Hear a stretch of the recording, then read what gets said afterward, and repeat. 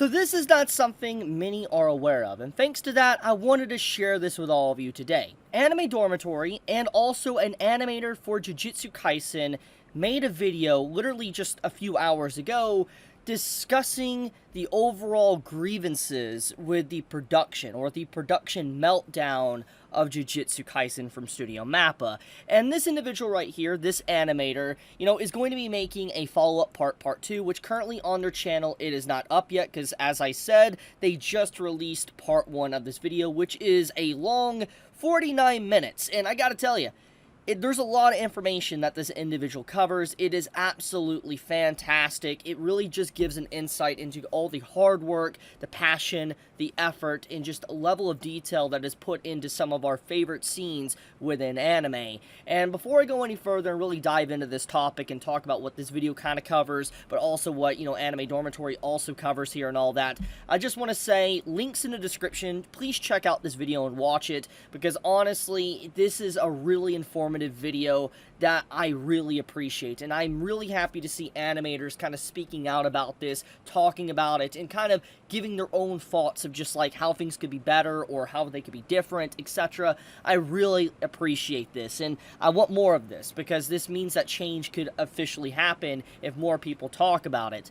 But with that being said, though, let's dive into this topic. I think everybody at this point has heard about the overall production issues of JJK. It is something that, let's just be completely blunt here, most people have seen or heard about online, on Twitter, either my YouTube videos, other people's YouTube videos. There's legitimately just a lot of stuff that's happened, and, it definitely became very mainstream. It was the talk of the town. Go back a few months ago, pretty much the entire anime community was talking about JJK's production. And I think that overall, this is a sharp increase of overall interest of, like, the well-being of animators, because animators, for years, decades even, are underappreciated. They are overworked, underpaid, and they legitimately don't have much time outside of their own work. They literally live and breathe at their desk and basically die at their desk. It is honestly a sad existence, and I think anyone looking at that situation would be incredibly sad. And so JJK obviously was elevated to a whole new level, because it's like, it was very popular, it became very mainstream, everybody was talking about it, and, because of that, it also brought the overall grievances underneath, for instance, the production, to the surface, because Studio MAPPA is a company that many people, myself included, have talked about for a very long time, that they are legitimately, might as well be a black company. They are a company that just have a, high turnover rate, they bleed through their animators left and right, and they legitimately just keep picking up projects to make as much money as possible without any regard for the well-being of their employees. This is something that has been cataloged, discussed with many news articles, directors breaking down, having mental breakdowns. I have discussed this tooth and nail, and many others have as well. And so we have heard the stories. I think everybody has heard the stories of JJK's overall production.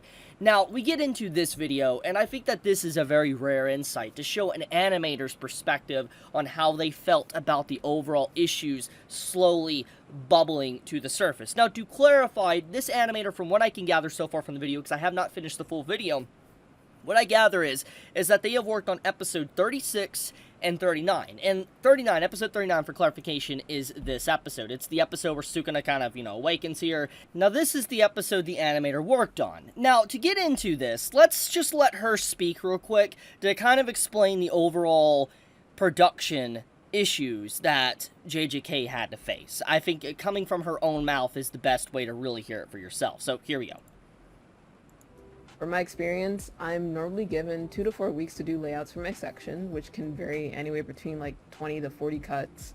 And that time doesn't really take into account the complexity of the cuts I'm assigned to, as well as the composition. So basically, to kind of explain that one real quick, when she's talking about cuts, she's talking about individual frames. For instance, like, she's talking about, like, let's say a sequence is like 5 seconds, okay? She's doing a cut of, let's say, 5-10 seconds or whatever for an episode, and depending on where it takes place within a set episode, that cut could be either very easy to do, just maybe, paneling of the frame over a certain background, or it can just have high-octane action where, like, the characters are just moving around, flipping through buildings, and fighting each other. It really just depends on the episode and what cut you're kind of assigned. And in this case, this individual, she's talking about how, like, it really depends. Cuts, it can vary from difficulty depending on what you have to work on.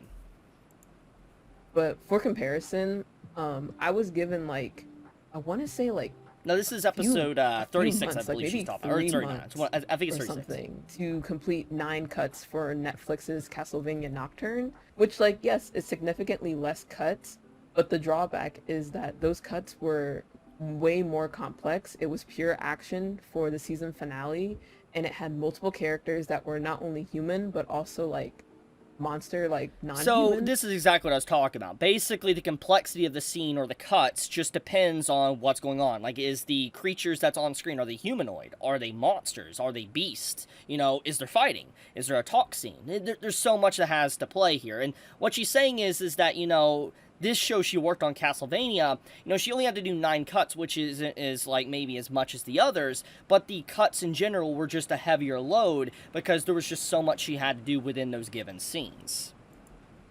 So more time was built into the schedule to accommodate for, like, an episode like that where, a lot of action, a lot of characters are in there. And that's the power of budget, people. And I'm not saying that this schedule, like, does not exist in anime whatsoever. It's just that in my 2 years of experience working in anime, I haven't had that. Having a schedule where it's like, yes, we'll give you 3 months to animate the thing. And so to give context here as well, so basically what she's talking about is that she's been working on anime for the past 2 years. And, for these last 2 years, all her experience with working with anime with, like, official companies like Studio MAPPA, she's not given 3 months to work on 9 cuts usually. She's usually given maybe a few weeks at most. And so basically she's always running into these deadlines that are brick walls right at her face, and literally she's always pushing the limit of time she has because there's just not enough time to potentially work on said anime because of time constraints, budget, to just overall feedback between the employees. There's so many things going on the internal workings, and it leads to a lot of stress. And basically what she's saying is her very time of working on anime has not been the best in terms of just, like, the amount of time she should be given. We are appropriately scheduling things to make sure that we have time to revise things at the same time. Now, when she's talking about revising, she's basically saying, like, for instance, if you have, like, 2 weeks to work on something, so let's just hypothetically say she has 9 cuts, okay, sequences to make. Within these 2 weeks, she needs to be able to send the first draft to, let's say, the assistant animators, the director, whoever's working on the storyboarder, and they need to look at what she sends, and then they need to correct it if there needs to be corrections, and then send it back to her before she can kind of correct it and finish the actual work. Now, there might be some more crucial details in between that, but overall what she's saying is that she sends the first draft over, and then, maybe a day or 2 passes after corrections or something's made, and then it's sent back to her, she has to work on it, and then she's got to send it back. And so there's a lot of back and forth, and so you can see where this can really eat into the 2-week time period, because let's just say, it takes you 4 days to maybe do all your cuts, okay? Just hypothetically, the first draft. And then it takes another maybe 4 days to do the corrections by the storyboarder or whoever's working on it she sends it to, and then they gotta send it back to her, and then she's got to do any form of corrections in that given time, then send it back, and then if there's still a problem with it, they gotta send it back to her. So you can see the 2-week time frame really, it's cutting it close. It's really close. And basically she's saying is that when it comes to most anime that she's worked on, this is the time frame that she's basically given. Studios out there in Japan that treat their workers decently and have good budgets and, pace themselves really well. It's just, unfortunately, I haven't experienced that yet. Same. And it would be great if I could one day, but we'll see what happens. But moving on. The sad reality of this situation is, and I want to talk about this, when it comes to production issues and meltdowns and stuff, it isn't a MAPPA issue. I've talked about this, I've said it already, I'm not going to keep saying it over and over, but it is important that this is an industry-wide issue, and Anime Dormitory here, this video they made as well, they basically talk about that. Yes, MAPPA definitely is in some hot water. They definitely had kind of a scandal with everything going on. It was just definitely outrageous what was going on, but it isn't necessarily just a MAPPA issue. It stems to literally the entire entirety of the anime industry, to where just anime in general, the animators are just not given enough time to work on shows. They're not, and this stems to many companies throughout the entire industry. Now, there is some outliners, you know, maybe KyoAni, for example, is one of those that don't have to deal with certain issues like this, but overall, when it comes to anime production, it's just a general problem throughout the entirety of the industry, and it's really sad to see, honestly. Hand in my layout. Normally, like within maybe like that week or 1 week in total, I receive corrections from the Enshitsu and the Sakan, which is like for the Sakuga Kantoku, or I believe the translation would be animation director. The director. And then once I'm given the corrections, then I'm given a deadline, which is based whenever they needed to get done. Sometimes I get a week on a normal production, other times, not even other times, on Jujutsu Kaisen, it was usually 24 hours to 48-hour turnarounds, so, yeah. So, you heard it from her own mouth.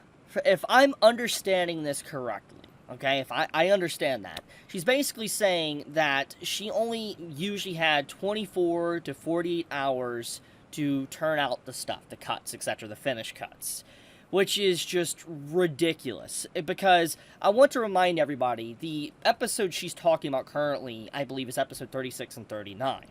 And this isn't even getting into, like, if we pull up JJK, okay? This isn't even getting into the episodes that truly start to just break down in terms of production, because there's quite a few, especially like the Sukuna episode. And the fact of the matter is we already are seeing glimpses into the production of just how bad it truly is before we're even at that point. And so it's just like, yikes, that is not good, especially since, like, you know, they're already pushing that hard. Now, earlier on in this video, she also talks about how, like, she was waiting on her 3D artist, or, like, the 3D cuts or whatever sent to her. I forget the exact word she used, but basically she was waiting for the work to come back to her. And it was a Sunday when she sent her work in. She never got a response. And she elaborates in this video the reason why she never got a response was because the PAs, the assistants and stuff, the animators and all that, were just so hard at work on episode 34 that was about to air that they just could not respond to her, you know, request on episode 36. Literally up until the episode aired. Episode 34 aired. So it goes to show that just everyone was so hard at work, and literally until the last hour of the show pretty much coming out for everybody to see, the entire world to see. So yeah, it's honestly, like I said, it's eye-opening stuff. This is a very, very good video, and so I'm just going to say outright, very nice. I'm very happy with this video, and I'm definitely going to be watching part 2. I might make a more in-depth video later on, but I want to discuss this because this is very fascinating. Just seeing an animator really just being so open about the issues and everything going on here. Just shout-outs to them, honestly, and I thank them for really giving us these insights into the industry. I really appreciate that. I'm really looking forward to part 2. I cannot wait to watch it. And once again, you know, shout outs to this channel and this video. Link to this video is in the description. Do watch it for yourself. But I'll leave it at that. Go watch it. Anyways, Chibi out.